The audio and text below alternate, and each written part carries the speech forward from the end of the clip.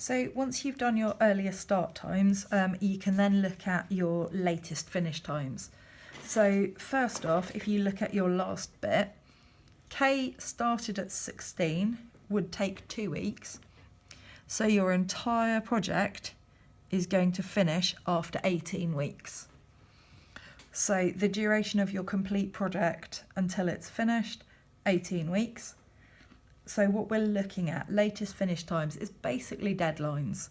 So when does K need these two guys to have finished so that they can start on time? K has a deadline of 18, is going to take 2 weeks. So K will have to have started 2 weeks earlier. So K is going to need these people to finish 2 weeks before they have to. So 2 weeks before 18 is going to mean that they need J and I to finish after 16 weeks. Now, it's where you've got more than one going in is where we get slight complication. J needs to have finished after 16 weeks. Their job takes 1 week. So J needs H to have finished after 15 weeks. I is going to take 2 weeks. So I is going to need H to have finished 2 weeks before the 16 weeks. So they're going to pass a deadline of 14 weeks. So H has been given a deadline of 14 weeks and 15 weeks.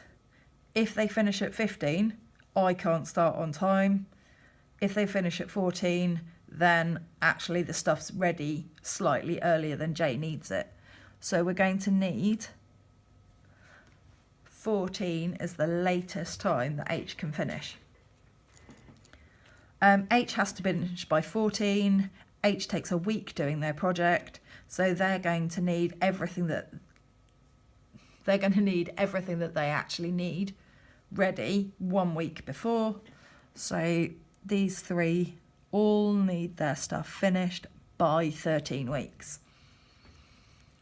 E needs D to have finished a week before, so at 12. F needs a week before, so at 12. G needs 2 weeks before, so G is going to need D to have finished by 11.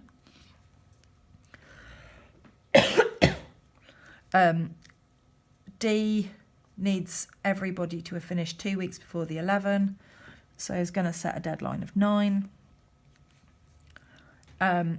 C needs everything finished 5 weeks before so they can start on time. So these boxes, the red ones, are your latest finish time. From here we start looking at critical path, critical activities, and float. So your critical activities are the ones that have to start on time. So starts at 0, takes 4, has to be finished by 4. This is going to be critical. Starts at 4, takes 3, has to have finished by 9. These guys have got 2 weeks spare, and that's referred to as float. So to work out the float, you have the time it has to have finished, take off the time it could start, take off the time it actually takes. So it has 2 weeks float, so that is its sort of leftover time. C starts at 4, takes 5, finishes at 9, so has to start on time. This one's critical. Starts at 9, takes 2, finished by 11, critical. Starts at 11, takes 1, 13, not critical. So the float on this, well, E and F, you've got 13, take away 11, take away 1. So we've got 1 week float for E and F, and G is critical. H is also going to be critical. I and J I 14 and 2 is 14 and 2 is 16, so that one's going to be critical. This one is going to have a float of 1, and K is going to be critical.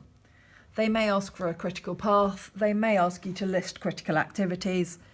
Either way, it's basically these ones that I've ended up circling. So critical is A, C, D, G, H, I and K, and the length is 18.